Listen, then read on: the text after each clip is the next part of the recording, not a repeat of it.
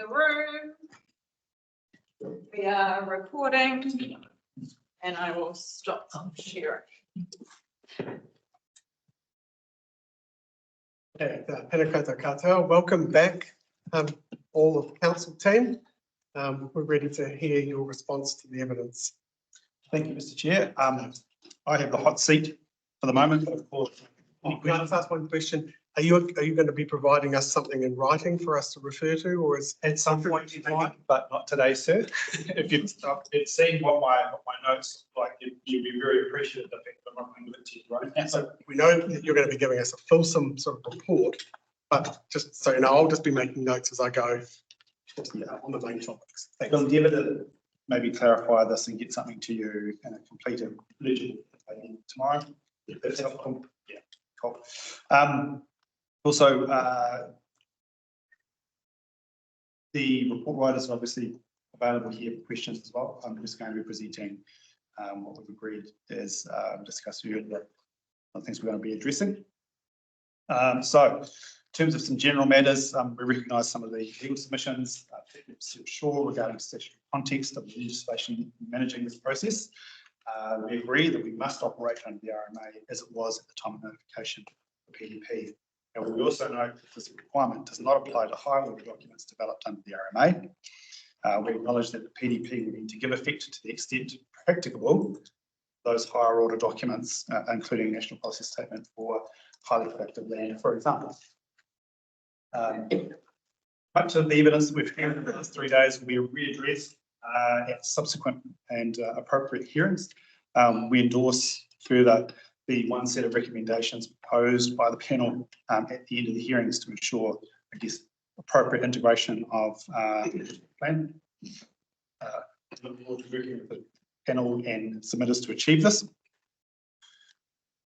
In this respect, reporting officers would request some guidance from the panel regarding desired approach to rejecting the submission point that might relate to earlier chapters but may be resolved later in the hearings program.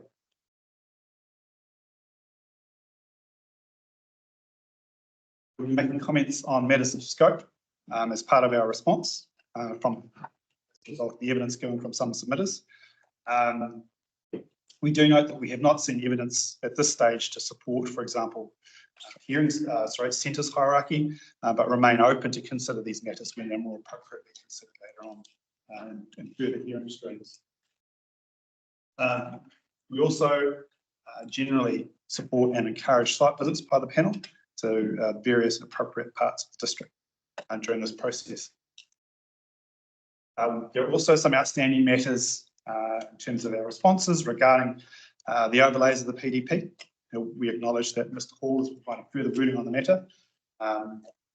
Noted in section 42A's, officers have identified issues and continue to work through the process to manage, in particular, the enabling overlays and how they work and structure and effect.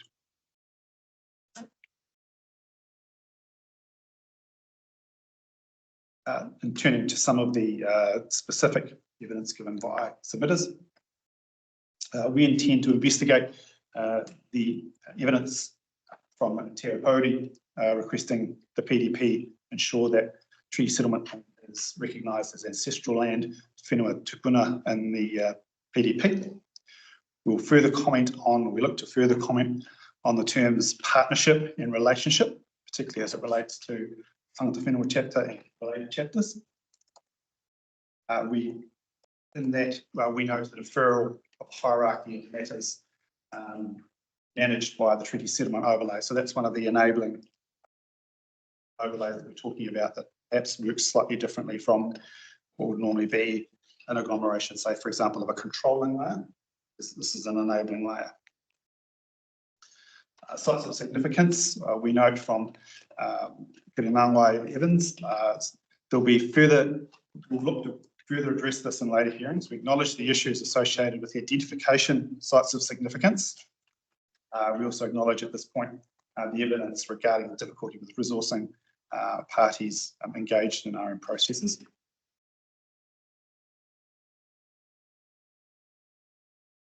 In terms of the evidence from Kairos Trust, we appreciate the evidence given by the submitter On wider issues raised, we agree with the verbal evidence. So this is in relation to zoning regarding inclusionary housing. We note and agree with the verbal evidence that this perhaps is not likely to be resolved as part of this process, but further processes may be required down the track if it's a path that council wishes to go down. So gathering some of the submissions, which were, I guess, very much related from Kapiro Conservation Trust, Vision Kirikiri and Carbon Neutral Trust. We acknowledge the evidence around climate change that was provided.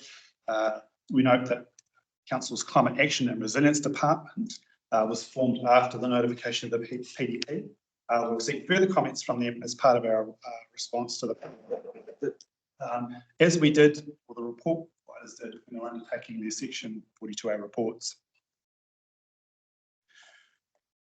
We'll also be providing evidence on the obligations on territorial authorities regarding climate change that arose from the amendments to the RMA in 2020.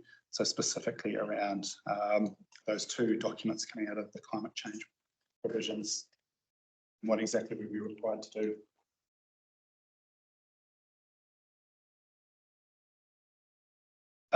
Right.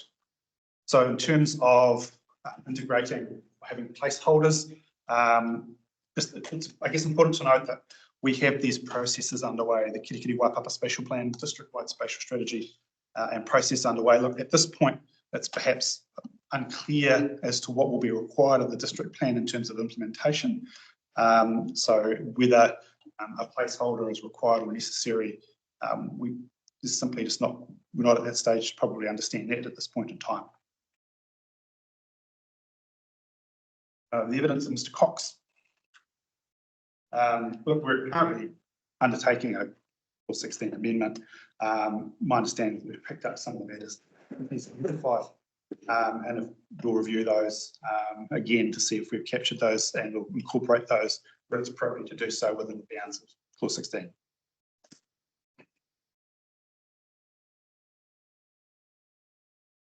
So the evidence of Peter Hall around non-productive uses, we await provision of updated wording and will certainly be providing comment on that one. Back to the panel. Do you have a view at this stage on the merits of narrowing down, including it, and if so, narrowing it down as we discussed? Once the report right. Non-productive rural, non-productive. Non-production. No. I suppose it's difficult without seeing their further evidence to see how that could potentially work to address the concerns.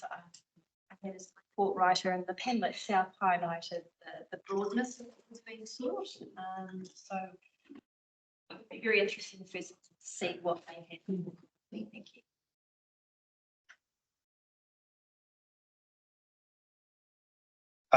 One of the matters that we seek further advice of is the role of the strategic development chapter as a part of the national plan framework and what evidence there is to support its description. We've seen two pieces of particularly legal submission around. One is that it's the engine room and drives everything in the PDP. On the other hand, we've also heard through legal submissions that it needs to be considered with the other objectives and policies in the plan. I think as council reporting officers, we want to be able to provide you with our position on that after reflecting on both pieces of conflicting evidence. Yeah, I think perhaps it might be worth us having a discussion for a few minutes about what engine room means. And is it actually an engine room? My feeling is that it's important, but I'm not so sure it's an engine room. Yeah, we'll be looking to provide you with some supporting evidence on that. Perhaps maybe even some legal support. We'll chat about that in a few minutes. The other relevant consideration there is that strategic direction. I mean, it seems to me from what we've, council's already made its call that they're going to have that strategic direction, and they're going to have objectives and policies and other parts of the plan where they consider it more relevant. I'm not saying I agree or disagree, but there's some sense in that. If we made a decision that needed to be absorbed, those objectives and policies, or policies in particular, needed to be absorbed into the strategic direction, that's a huge call. You know, I'd leave it at that.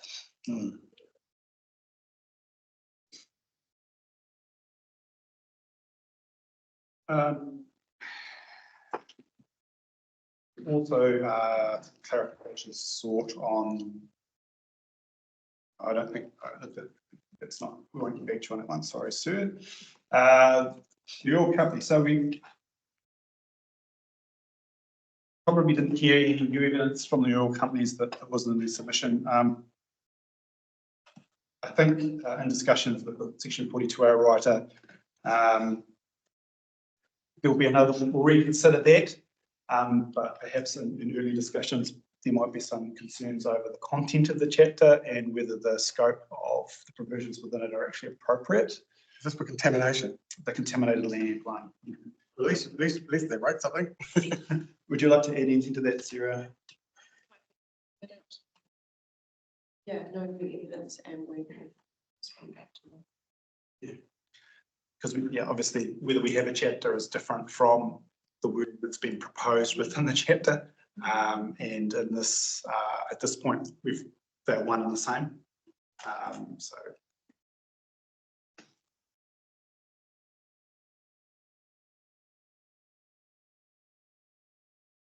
We note also for Audrey and Freya, but also a number of submitters have raised this. Some of the what is perceived to have been incorrect or coding further submissions. We acknowledge this concern. I think we've had a look at some of them and haven't found it to be valid, but we undertake to go away and have a look and sort of see, where the issues are, or if there's any issues there, and we'll put it back to the panel on that. Okay. We're also looking to comment on well, actually generally will be covered around like whether cross-zone issues are a determinant of whether a matter needs to be included in strategic direction. That's probably bundled with the remainder of it. I think our initial thinking on that is that there's a lot of matters that go across zones. Does that make them worthy of strategic direction across the plan? Perhaps not, but we'll give you some feedback on that. We'll also be making further or responding to some of the evidence on regionally significant infrastructure and how that's addressed stage. And finally, we'll also look to respond to matters around reverse sensitivity that was raised by a particular Te Whatu order. And that's probably the key matters that we're indicating that we would like to respond to you. That opens to the panel about what particular direction you have of us. Yeah. Well, so look, we've been kicking around a couple of ideas to what we think really sort of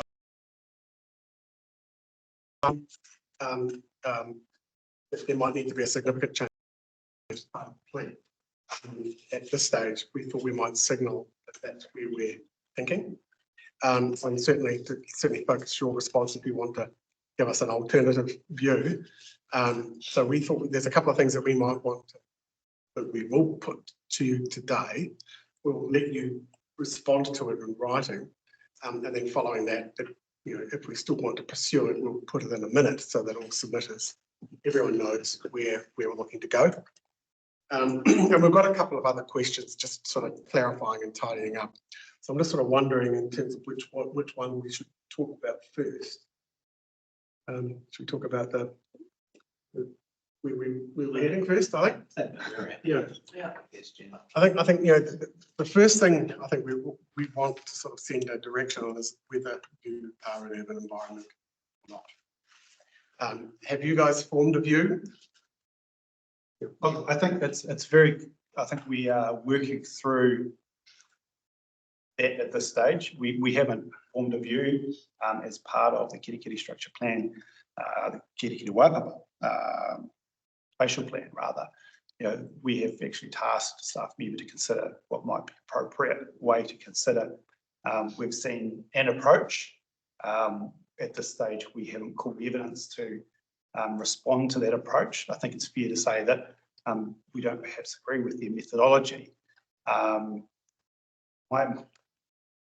My thinking, Mr. Chair, is I appreciate that you might want to send a message early. I might request that you consider when that decision might need to be made and how much time we might have for you to, and evidence you might require to make that decision. Because I think we've got a range of processes and information that are coming through. But quite a bit rides on it. And I think if we are going, and I think the evidence we've received is reasonably compelling. And we've received expert evidence, which we're obliged to have regard to. And it's the only expert evidence that we've received on it. So I think council, if you want to respond to that expert evidence, you should be given the opportunity to do so. But we're thinking that there is a reasonably good, compelling case that you are an urban environment and that the decision maker actually has quite a broad scope to determine that. It's not based on directive or precise criteria. It's broad, and we have to assume purposefully broad in that making that determination. But here's the thing: as we know, if Kerikeri becomes an urban environment, then the whole district is a Tier 3 local authority, and we know that that has significant implications. But the response from the panel, and I think everyone's united on this, is that we think you're probably there. Now, so it could be your opportunity to talk us back out of that. But that's certainly our response to the evidence to date. What I request, Mr. Chair, that we be given some scope perhaps to raise this issue as a matter of procedure with our legal representatives to see whether the most appropriate. I think we want to be, if we're going to go down this route, and I really accept that a lot will turn on it. And we've actually gone and had a look at the MP as well. First of all, we need to decide whether you are or you aren't. And you can't make that decision based on the implications of being in. Oh, well, that means such and such happens, then we won't make you. Although we do have some discretion, I don't think it applies. Heard so far, we think that the evidence is reasonably compelling that you are, but that's not our final position.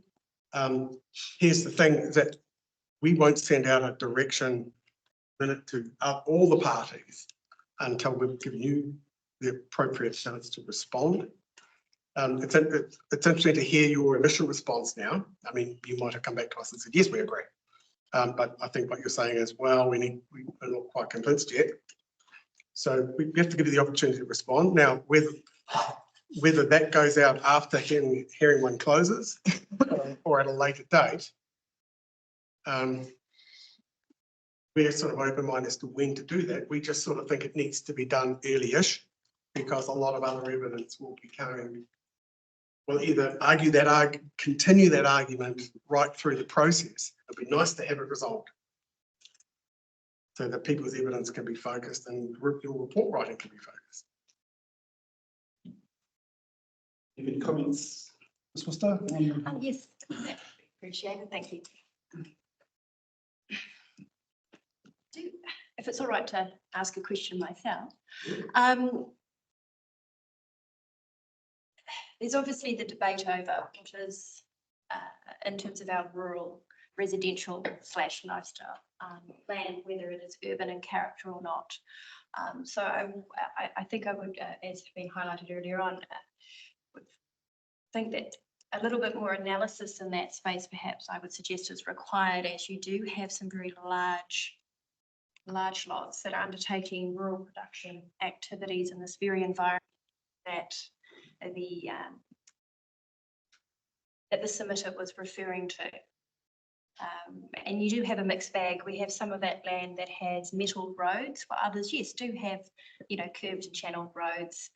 You have a range of lots where, you have a legacy of old county plans where, you do have down to 1,000. And we do appreciate that there is a mixed bag, and we wouldn't be putting forward an argument that some of that rural living land doesn't have an urban character to it. It's the difficulty is whether all of that land does. So I suppose we might be grappling more with the question from our perspective is maybe, are we intended rather than perhaps right in this moment right now?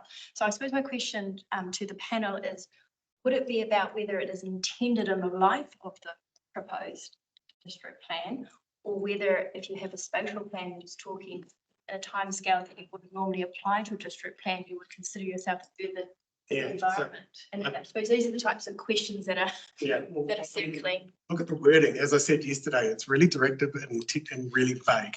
It just says planned. Planned must include spatial planning. It doesn't mean in a district plan. It says planned, and that has to be interpreted broadly.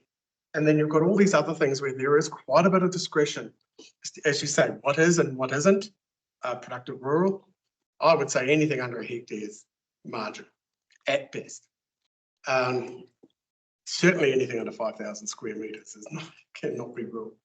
That's my understanding, at least. But also too, is you've got this sort of about the labour market and the implications of that labour market. Now, so I pressed Mr. Thompson on that. Where'd you get that from? And he goes, oh, I got it out of the statistics. So I thought, well, okay, well, that's an objective basis to make that claim, at least. I mean, we haven't tested his methodology of how he counted, but at least he's purporting to have used a reasonably robust statistical method to arrive at that. So when you look at that definition, which has to be intentionally broad, there are a number of ways that you can arrive at 10,000 and not be challenged over it because it's so broad. Do you want to have a comment on that? I think the other thing, the word plan, I think is pretty important. I mean, we are looking at a plan. We're looking at 10, 20 years out sort of style. And I think holding back on getting involved in that process is really holding back the district, essentially. I think we need to be progressive thinking. And I think that goes across a number of the reporting exercises that we've received on the submissions. And even if, we'll come to that talking about business centres as such, should we be looking at 2 or 3 business centres in terms of the hierarchy that's been put to us?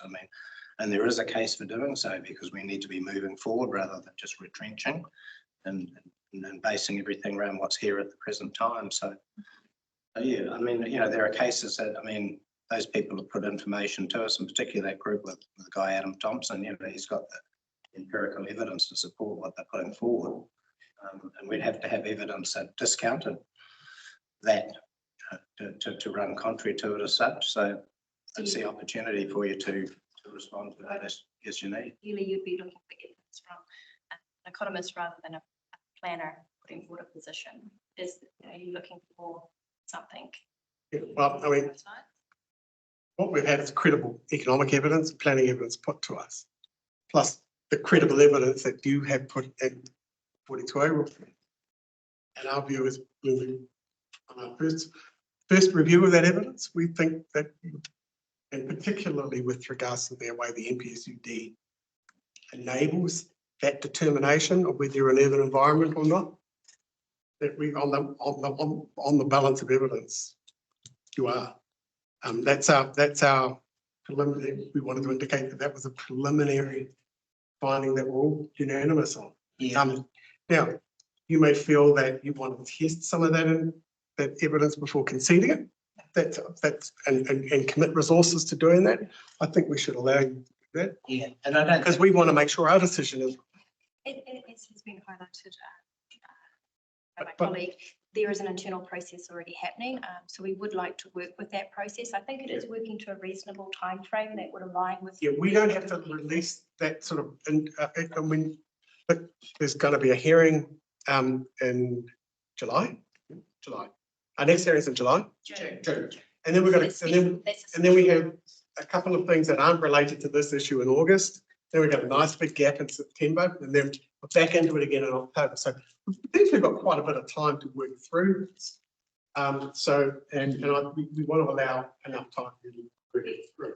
But, yeah, we want to take our elected members on the journey we're as not well. looking to release a direction a minute tomorrow saying all parties be aware that you're now in it. That's not what we want to do. But we want to give you a clear direction as to what we think based on the evidence we've received at this point in time. And I think you don't necessarily have to find competing economic evidence. You don't have to present. I mean, we all know, you and I know, planners know everything. We don't need anyone else. I worked for an engineering company for too long. Unfortunately. had to dig your toes in. But you don't necessarily have to find competing economic evidence or go to the extent of relying on this, but it's a matter of perhaps discounting some of the stuff that's been put to us. Are there problems with that, what Adam Thompson's put forward? But I'd also, We can test them to the extent that we can. The reality is we may find that going through the internal process we are, that we may come to the conclusion that we are, as you say, an urban that's great. environment. We appreciate the timeline that you've indicated to us. As I highlighted before, we do want to inform our elected members and make sure that if things are changing based on new information. But just our decision cannot be influenced on what the elected members think. Not for them to make a determination, but it's just for obviously our elected members to be aware of it, yeah, sure. what we would be. Okay, no, I understand. Sorry for the other. You can explain why you sacked the parents committee. But can I also say this? There's a normative component to this. It's not just about whether you are empirically within an environment. I think there's that. That's what I think Commissioner Watson was just saying. Is that you're planning. This instrument will be here for 20, 30 years. There is going to look. The mayor. I'll let you know. The mayor walked into our room and said, "I've just got the population figures. Have you seen them? Your district received 9.5% growth since the last census." So that was the information that Adam Thompson was going to give us, but the mayor slipped it in just as we were coming in. As you indicate, the issue may. And it might resolve itself. Manner that. But there's a normative. What I want to say is that there's an empirical part, but there's also a normative part, which is planning for your future growth, right, and not being hamstrung when you get to that point, because there's a lot of good things in the NPSUD that you might want to latch onto and use. And similarly, Mr. Chair, I think GDP has done, and we would probably submit that the GDP has looked to support growth where it's possible and practical funding. Understand that. It was based on 30 years. So I think we'll park that now. I think that's been a good discussion. Does anybody else has anything to add? About the direction. Okay. Business owners. So we think there probably is a good case for at least one additional business zone, particularly if you become an urban environment. So what we'd like and what we'd like you to consider, and again, we're talking about a longish time frame. We've got a long time before we start getting into business zones. But we just want to give you a response to the evidence received. And this evidence is going to come up again and again and again. Is that, with one mixed use business zone, that really is fit for purpose for particularly larger urban areas. I won't say why. Particularly we're looking at Kerry.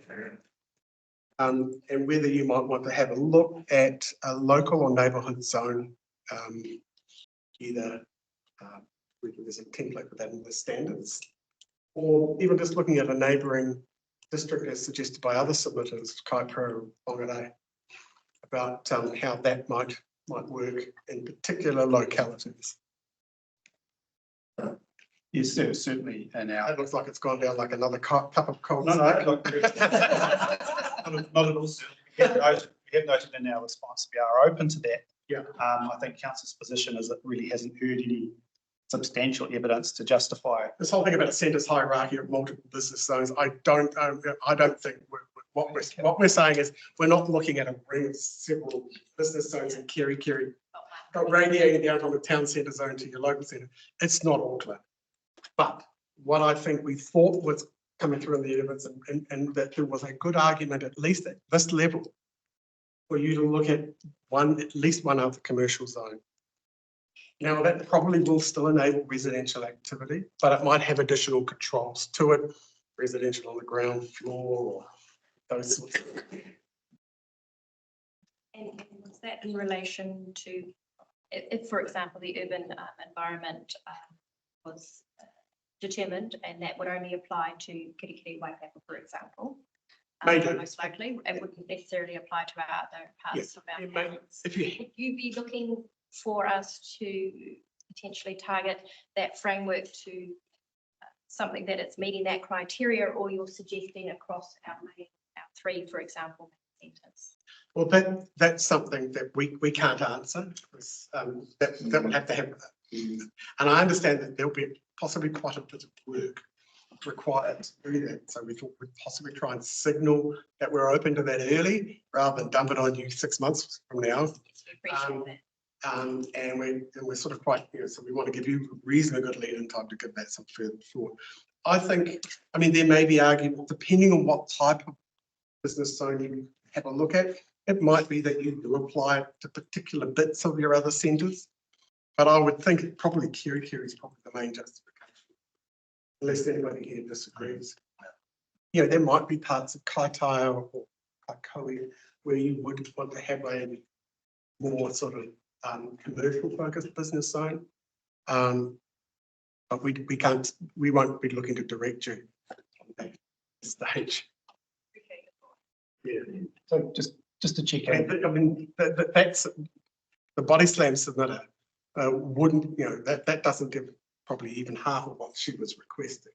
But we sort of think that there is a reasonably good argument about you considering at least one of the commercials. just to check in, Mr. Chair, so are we in particular concerned about having a zone or an opportunity where there is no residential component to our commercial zone? I didn't say no residential, I just said it probably would still enable Yeah. residential development, Yeah. but it may have additional controls about how it's implemented.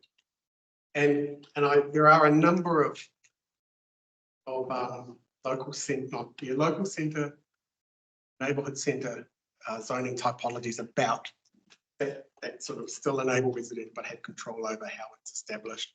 And we're not going to try and direct you on that at this point. I mean, that's the obvious one is, residential above ground floor level. Preserving ground floor level for commercial activity, but providing for residential above it sort of stuff. Well, I mean, the concern that we were sort of particularly aware of, the supermarket circuit, a largest supermarket that has residential as permitted activity. Like, do you really want to mix those two activities together in that zone? Or do you want to create more of a commercial zone where you can direct that sort of intensity of retail activity and have control over how residential possibly gets established around it? Chair. So the way the mixed use zone works at the moment is it's promoting commercial activity at ground level, and then residential activities are desired above that level. So is your concern that there's not a level of direction of where we would want to see non-residential activities occurring, rather than how we looked at the other way where we're saying you can do a mixture, it's at the discretion and away of the market?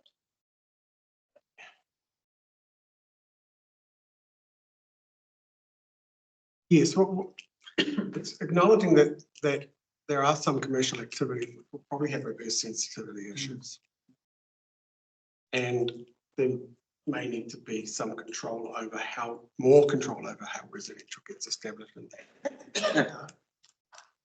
And with a mixed use business model, residential property has a higher presumption of enablement.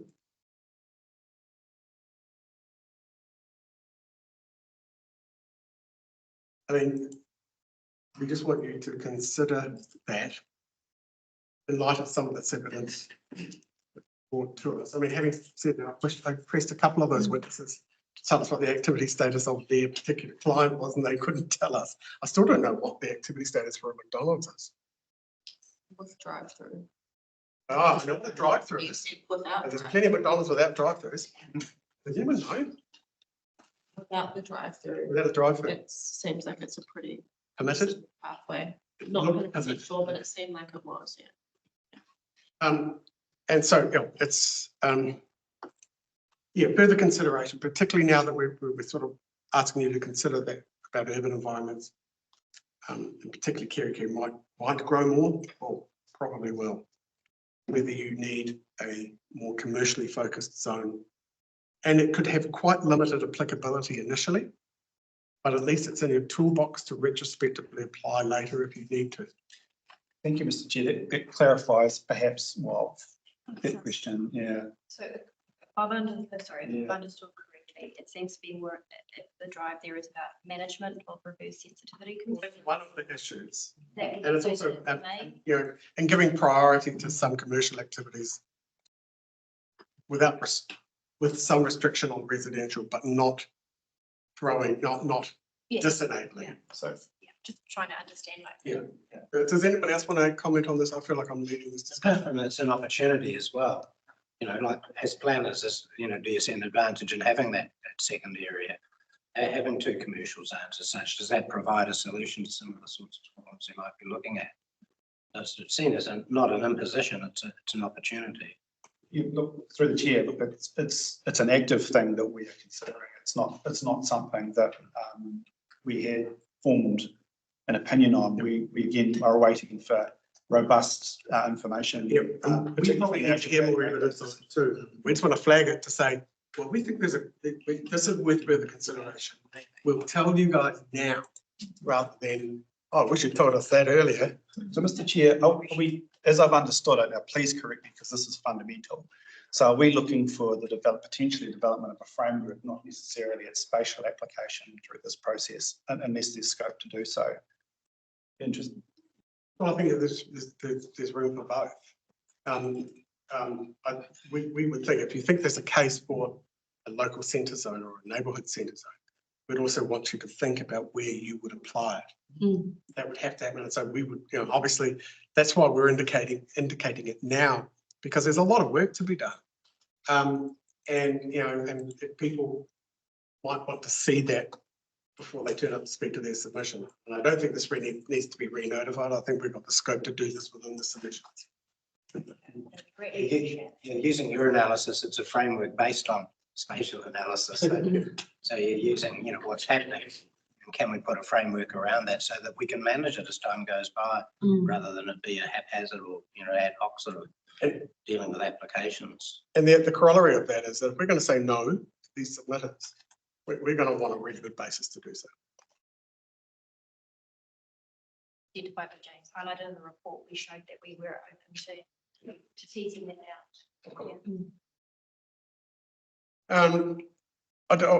We're going to give you a direction that you'll probably like now. We don't think that there is need for your strategic direction to have policies. We're quite set with, there might be room to move on those objectives.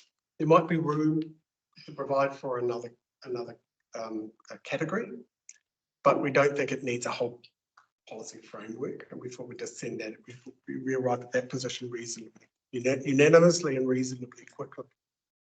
So there's that. Mr. Chair.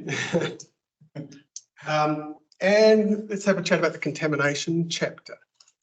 It seemed to me that, well, as I said, I've never seen fuel companies asking to be regulated. But the argument seems to be reasonably well founded, that you're subject to the standards in the NESCS, but it would be nice to have an objective and policy framework to apply that and consider it, particularly if you're an activity, a discretionary or non-complying activity, which in the case of service stations is, quite a reasonable expectation. Yeah, Mr. Now, here's the thing, sorry, just before you jump in, whether you need a separate chapter to do that or whether it could be included in part of the framework that already exists, we've got an open mind. It might be, that you could put it in some other chapter. Is there a hazardous substances provisions or the like? Yes, there is. Yeah. And that just has ops and goals as well. Yeah. So Because is that, they weren't asking for a lot in the way of provisions or the like. they're not asking for any rules. But it seemed to us to be a reasonably sound planning practice that you had an objectives and, well, if you're a non-complying activity or even a discretionary activity, you're obliged to consider the objectives and policies of of the thing that triggered your consent. And then you look at the plan and go, where are the relevant objectives and policies for me to consider this consent that we're required under the NESCS? Thank you, Mr. Chair. Look, as I think we've noted, look, we're probably fairly agnostic or possibly even supportive of a chapter. I think the words that we've got to look at within the scope may provide some difficulty. We haven't got a view as to the actual wording yet. But we thought the approach was sound. There's wording in the submission, is there not? Oh, yeah, they provided the wording. You're saying it's wording. You've got some concerns potentially about the wording they've used. That's fine. We are, to use your term, agnostic about that at this point in time. It's just about the principle of it being included. I thought that was a religious term, agnostic. Just as broad. Yeah, well,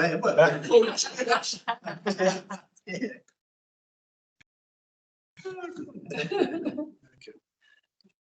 Right, so those are all those sort of big picture going forward matters that we wanted to bring to your attention. Yeah, we've got a couple of little detailed ones that we want to go through. I've done a lot of talking, so I'll be quiet now. No question? Yeah. Thank you, Mr. Chair. Just on the topic of Benapole Church, and it was really highlighted about Mr. Hall's evidence relating to the definition of non-productive uses, but it was also highlighted about including tourism within the objectives relating to special zones. And that was raised by Mr. McPhee. That hasn't been commented on and hasn't had a response from staff. Did you have a response to that? Through that to the report writer, do we have any? In relation to request for a new objective to cover special zone framework, I believe that's what you were referring to, Commissioner Foy. Yes, the tourism objective. It wasn't exactly a tourism objective as a special zone objective. He was asking for in the rural environment from Are we talking about, sorry, Peter Hall or are we talking about Andrew McFay? Andrew McFay. He and Mr. Hall also raised it quite similar, and he gave the example, Mr. McFay gave the example of Cody Cliffs. However, Mr. Hall gave the example, I think, of another number of other management plan subdivisions that's also in special zones. So. Mr. Chair, we'll just undertake to respond to you in writing on that if that's an issue that you want. Clarification, I think from my own perspective, I interpret it a little bit differently in hearing evidence. So we'll come back to Perhaps respond on both pieces of evidence, and we can. I thought it was really interesting that as a former council officer of very recent times, that he appeared as a consultant in front of us, and I think he went away a little bit. He had a little bit of a battering. I thought it was quite amusing from here to see that. Yeah, he's got thick skin. Have you got any other questions? that was only one at its time. Yeah, I had some sympathy for Mr. Cox's submission, and although I appreciate the recommendation from the officers is to knock everything out, the fact is that I don't think the officers are knocking everything out. That there's going to be editorial amendments and the like, and I thought there was a case to be accepting it in part on the basis that there is going to be a number of editorial changes and the like. Maybe not to the extent that Mr. Cox wants. But it just seemed to me that it wouldn't have been a bad idea to have seen it as an accept in part, even if it was a 30% accept in part sort of style, because he obviously got quite upset about the fact that he was seen to be rejected. Because I think a number of submitters sort of took the interpretation as, oh, you're rejecting this relief for this chapter. You're rejecting my entire submission. And I'm just wondering, that's not what you mean. I didn't think, and a couple of times I tried to sort of advocate on your behalf. And it might just be, but I don't think a huge amount turn on when you say accepted. Or you might say it is rejected with regard to this hearing topic or this chapter, that know that these guys get a clear indication that the rest of their submission is still valid. I mean, these are non-experts that read, oh my goodness me, and it's sort of like a bit of a red rag to a bull to these guys. that's how they'll interpret. So it's sort of like future proofing us for future conflict. Yeah, I think but it's like Mr. Cox, and it's not being derogatory at all, but he came into the process with the expectation that he'd be declined, and it really played into his hands. So There was 2 points there. So there was 2 submission points that was addressing from Mr. Cox. One I accepted in part around the minor clarification. The point that I rejected was around his, I believe it's something to do with spot zoning as well. So that I think there was a little bit of confusion. That was presented. And it just might be that you spell it out a little bit clearer for non-expert persons. I mean, this is not a criticism, it's just a way of sort of, can we avoid that, getting that impression when that's not intended? it probably puts us both on his list of people he doesn't like. Because he was involved with an application process that I chaired some time ago, and he didn't like that. Undo. I did have one other question. It was just a question as well, relating to the SNAs that was raised, because that will be quite a big change and quite a lot of work.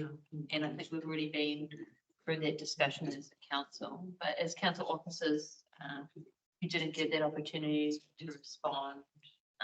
And I didn't hear anything in the feedback there about the request for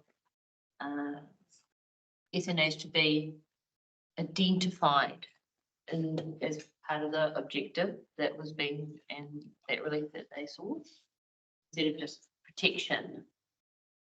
Do you have a response at this time?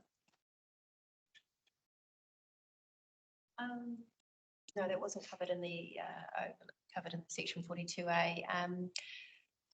I think this highlights the fact that we have obviously changes to the national policy statement being signalled by central government. Pause has been placed on that. We're in a possible position, to be fair, and I think the government is just as much to blame. I mean, it's all well and good for the Prime Minister to stand up at a press conference and say no local authority should do anything on the NPS for Indigenous biodiversity, and then leave it at that. And then, you know, how do we base that in our decision making? I think that's the point I want to make. Then there should be a national direction, you know, from Parliament that these are to be paused, or, you know, a ministerial statement or something. So I think we just have to box on unless there's something really formal said. And also to the same, it goes the same for a cabinet paper about the NPSHPL removing class 3. So it's just wedged into a cabinet paper. It's got no meaning. We have received some evidence on that, Mr. Chair, as part of this process. It's quite frustrating to be fair. But we can all hope that we have some further clarity by the time it comes to decision making. And I guess it maybe we haven't touched on it in our response, but there may be some matters that you don't resolve until such time as you have the guidance. We may have to just backtrack and come back and visit this later. Yeah, so that might be one of them. And perhaps something I've neglected to include in our response is actually, it would be great if we could track those mission points.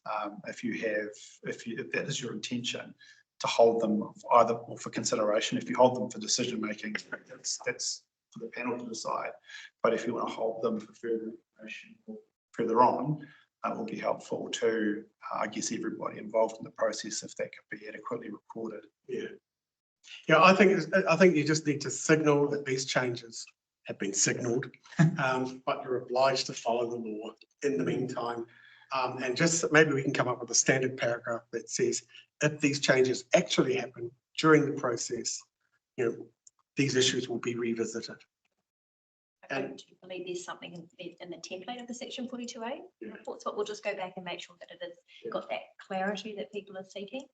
And I suppose I'd also like to highlight that we were obviously, as highlighted Commissioner Foy earlier on, we had initially started down the path of mapping SNAs when we were developing the proposed district plan. We went out with the draft, which resulted in obviously concern from our community. We worked quite heavily in that space, and we're quite confident in the end that the regional policy statement does not require you to map. Right. That is why we felt comfortable continuing with the proposed plan without mapping in it. There is a mixed bag of submissions. People now seeking to bring mapping in because they understand the complexity. Who don't have it spatially identified. But as you say, it's a bit of a potential moving feast, and we're just working through that with the I mean- biodiversity chapter. A regional policy statement can do that mapping. Are they doing that mapping? They're not, they're thinking, oh, We've been signalled the regional council. So that- that sounds like too practical an option. Just leaves to the regional council. It's a dangerous option to map them. Yeah, well, here's the thing. No one's going to get it. It seems to me if you're going to do the mapping, you have to throw a tremendous amount of resources. Has to be accurate. And it can't even be done on aerial. I mean, it's got to be a lot of. It's on feet feet. on the ground. And I'd like to highlight that part of, obviously it's not on influencing your end recommendations, but at this point in time, we are not proposing in the next financial year to set aside budget to undertake SNA mapping. It is one of the areas where we are looking at pausing work to help offset rate increases because of that uncertainty over where legislation is going to land. Well, that sounds like a perfectly practical response to the circumstances we're in. And who knows where we'll be at the end of the process. And I don't think we've got enough evidence for us to make a determination which way to go. I think we need to see where the national direction's going, but we also need to hear further evidence. So. Yeah, Mr. Chair, I believe that's hearing 4, and these are the discussions that we've been having with the section 42 our right. So, And that'll be, yeah. You've got all the same, pretty much the same panel. yeah. But Peter Kensington added in as well, making it even more difficult. Okay, so, have you finished? Yeah, my other question, so my other question was about the MPs for highly productive. So it's also been addressed in the studies. Okay, well, that's a nice little segue because how do you propose to integrate the NPS HPL as it currently stands? How do you propose to integrate that into your further 42A report? So, I mean, at the moment, you've got references to highly productive land, which is based on the definition, which includes class 4. So there might be some room to retrospectively address that, but I suspect probably you'll address that through the definitions section and then you're going to weave HPL into the rural chapter and any other relevant chapters as we go forward. As highlighted by the Chair, that seems to be reflective of what we're hearing from the other relevant report writers. I have been advised by the rural holder that they do obviously agree that the definition is not aligning. So yes, we are aware of we need to give effect to the national policy statement, and where we can do it in a practical sense, we will acknowledge that and address it as we come to each relevant hearing. Yep, and I think you should also acknowledge in the 42A reports that come up is NPS HPL is under review and this may change again. Yes, it's in our template of our hearing. Yeah, good. Okay, well, great minds think alike, I suppose. Yes, now, this goes to probably all 3 of the report writers. You've recommended that a number of new objectives and policies requested can be addressed in subsequent sections of the zone related hearings. Can you confirm that there will be a process whereby those requests at this hearing are considered in the objectives and policies of these later hearings? So when you said, oh yes, I think we can deal with that in the rural chapter, are you going to have a process by which those actual requests for those objectives and policies they ask for in the objectives section actually get reconsidered in the chapter? So, Mr. Chair, we have been talking about coding in the break. Okay, cool. And that is a matter that we, and obviously with you about decision making and making sure. I think it's fair to say we might need a little bit of work but it's on the radar though, right? It's on the That's radar. all I need to hear. Thanks for that. The other thing is reverse sensitivity at the strategic level, before we might have a little bit of a chat about that. Have you changed your views on that issue, its response to evidence? Or? Yeah, Mr. Chair, look, having worked in many, sorry, without trying to give evidence, of course, is the issue reverse sensitivity or is it conflict of amenity between land uses, which are two significantly different factors? Well, I think the thing about reverse sensitivity is, and this is, with the number of planning instruments I've sort of been involved in, is that reverse sensitivity isn't just a rural matter. And I think a lot of people sort of go, oh, well, we'll deal with reverse sensitivity in the rural chapter. But it's an urban issue. You'll see Kiwi Rail constantly refer to it as a matter that applies right throughout the district whenever there's a railway line. And Waka Kotahi, probably not so much here, but they say it with regards to their motorways, and they're strongly advocating for buffering. Kiwi Rail are now requiring buffering for noise and vibration. And then you've got the reverse sensitivity from commercial activities, particularly if you're going to mixed use zone. So it just seems to me that there is potentially an argument that reverse sensitivity is potentially a strategic issue because it crosses multiple zoning frameworks and multiple sort of environments as well. Mr. Chair, I think as part of our response, we initially indicated that we would look at whether something crosses many zones, requires it or necessitates it to be a strategic itself. So we'll probably respond to you on that matter. But I think this was it's around how the PDP was put together and the zones were put together and management of conflicts of uses. When the document was being written, that was at the forefront of the planning's authoring. We were well aware that the operative plan that we currently have in place has resulted in a lot of compatible activities potentially, establishing. It's quite a permissive framework. It's been tightened somewhat over the years as there's been plan changes, but it has resulted in, as it's highlighted, sorry if it was a panel member, Waikato Road, for example, is a good example of where you just have every activity under the sun, I suppose, in a way occurring, and it hasn't resulted in landowners. So it certainly was at the forefront, and when we were looking at the new zoning framework in terms of how those zones worked, we did really how to manage that reverse sensitivity, but we also are equally aware of we do have a legacy issue. Where irrespective of what we now have in the plan, that is going to see get rid of existing use rights for land uses that have been activated. But obviously when we were looking at places like Waikato Road, we did look at, for example, okay, so we're obviously encouraging more residential activities, looking at ways of obviously changing zoning to promote people to look to move to other locations.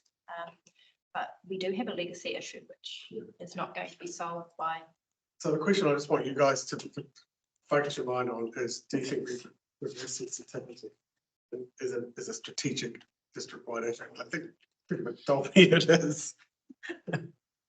And that's the whole question. And does it justify a reasonably simple framework that any zone can refer to if this issue arises in a consent process?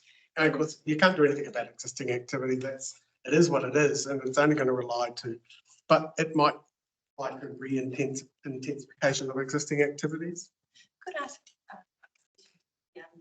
Chair, do you think if you elevated it up into the strategic directions framework, would that have some unintended consequences where you might end up with much harder frameworks that would make it, you would perhaps get some more difficult or perverse outcomes where it was harder to establish certain activities such as what Mr. Hall is now requesting? Oh, yeah, and I'll probably talk about that in a minute. I think, for example, I think people are going to raise reverse sensitivity, whether you have a strategic framework or not. And council officers will be obliged to consider it as part of at least a discretionary activity, whether it's in the framework or not. So on that basis, it seems to me that if it is a district-wide thing that you really want to manage, need to manage, whether it should be recognised that that's. Sorry. I mean, do you think as a reporting officer that you could just have a strategic level of some quite basic reverse sensitivity principles that reporting officers can refer to when it's raised and they feel obliged to address it? And it might be that someone's raised it and you go, well, there's no reverse sensitivity issue here. They just don't like the guy who's next door to it. I mean, I noticed that, sorry if it's appropriate, I noticed that a reference was made to a district-wide issue. Obviously, we have different levels of development across our district, and these issues are more likely to be raised in locations where there's greater population numbers or more types of activities happening. For example, you don't hear so much complaints in the Hokianga area compared to, say, the Kerikeri, Waipapa area. Do you think if we have found that concerns being raised more in a localised sense of our district, would you still see it as sitting in the strategic directions with you?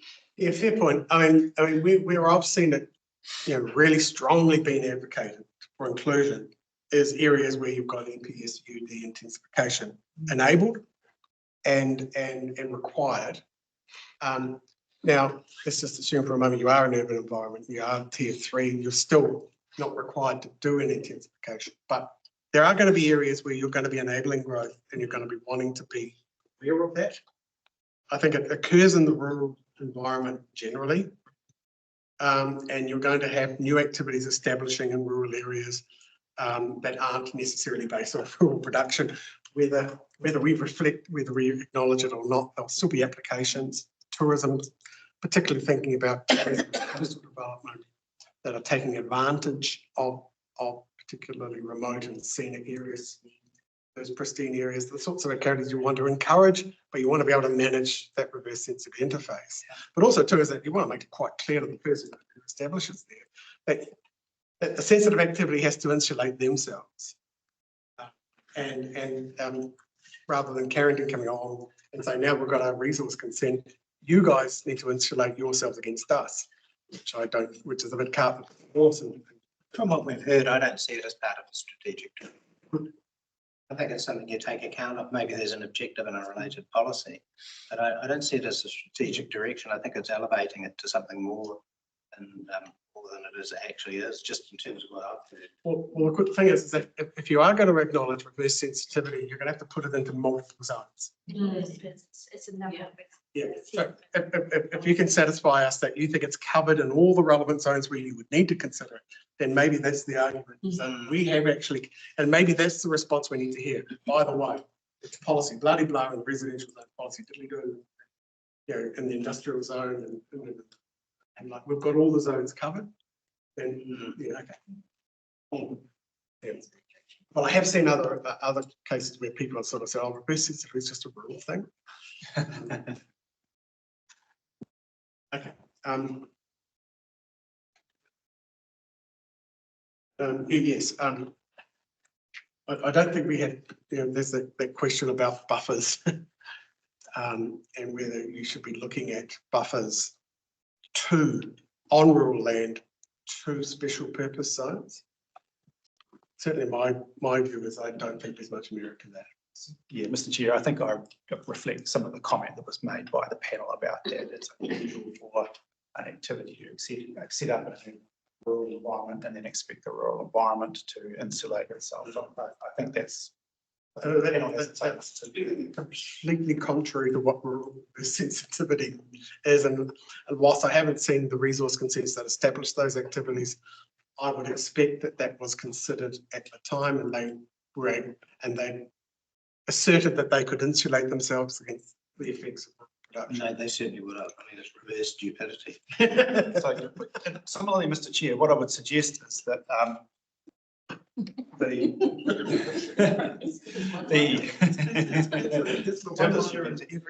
but when they talk about the values of Carrington, there is a whole bunch. What are those values? Well, there's cultural values, there's landscape values, there's ecological values, which have their own protection regime as well, right?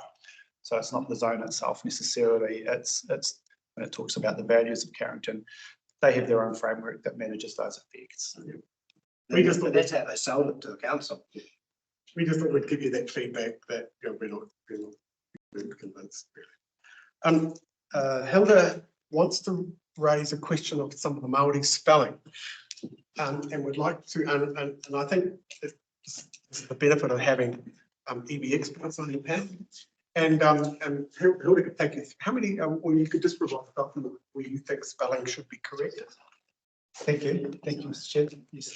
Yeah, so would you like to just go, would you want to go through them now, Hilda, or just provide? In the tangata whenua section, I suggested to Teresa that because the latest stats come out today, you know, that we update the percentage of Māori in the far north. And I had somebody in Parliament office who said they'd send us stuff, but if somebody can get that quicker, ka pai. It's the 2023 stats. And tangata whenua 06 objectives. So some of the things that they argue in there, that the principles of Te Treaty of Waitangi, the Treaty of Waitangi are given effect as opposed to taken into account.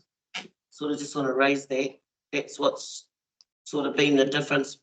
Mind you, we got a new government. I don't know what's happening, but certainly that was the train of thinking about not taken into account, but given effect in all resource management processes.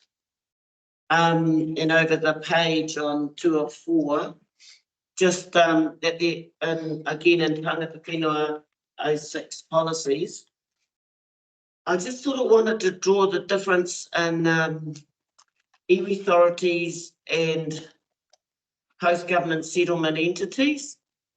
Well, some of these post-government settlement entities are not iwi, they're hapu.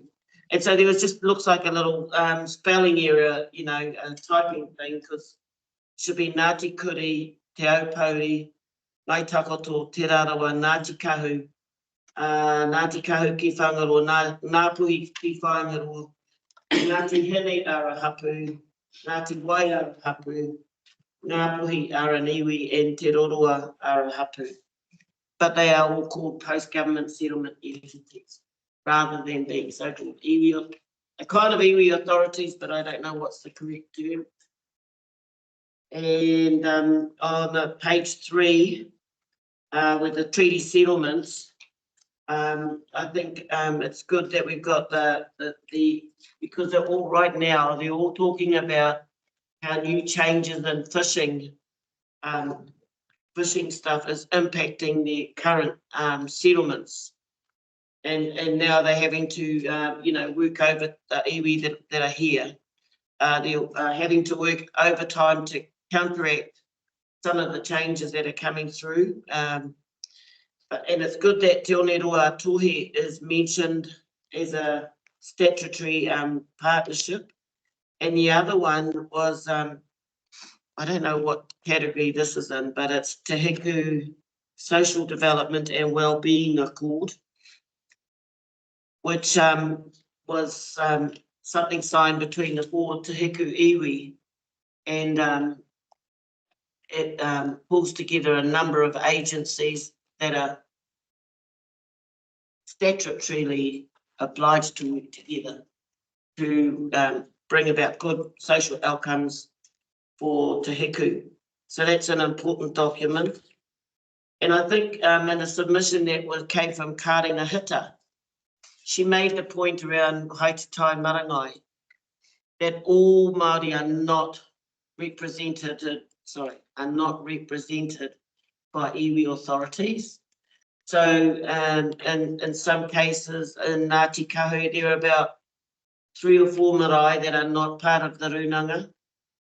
Well, this is when we got to get those names right too. Those names right. Iwi authorities, they should have their right names, I suppose. Te runanga, Ngāti Kuri, Te Runa. You know what I'm saying? Yeah. And yeah, so she made the point that not all, and so do others, that not all Māori hapu are recognised or represented by iwi authorities. They have chosen to stay outside whatever settlements that have been agreed to for their own reasons. Just saying. Just to be up to date on that. Yeah, other than that. Yeah, that's everything I've got. And the other words that came up regularly in here was the difference between the words, I think you said it was relationships and partnerships. Honestly, I don't believe any of these people have a real partnership with this council at all. But as Tipene said yesterday, it's a reference to a treaty relationship, so a treaty partnership. So I don't want to get caught up in that. I just thought I don't believe there is a partnership, but I don't know. That might be just something that might need a bit of talking about. So I think, yeah, we have to be clear about the names of the iwi authorities. So if it's Te Runango, Te Aupori, Te Runango, Ngai Tapoto, what is Ngāti Kuri? Te Runango, Nui, I don't know. Trust board. Huh? It's a trust board. Oh, okay. There you go. The difference between a runang and a trust board. And then it's under a different legislation and the trust board is. Yeah. Sorry.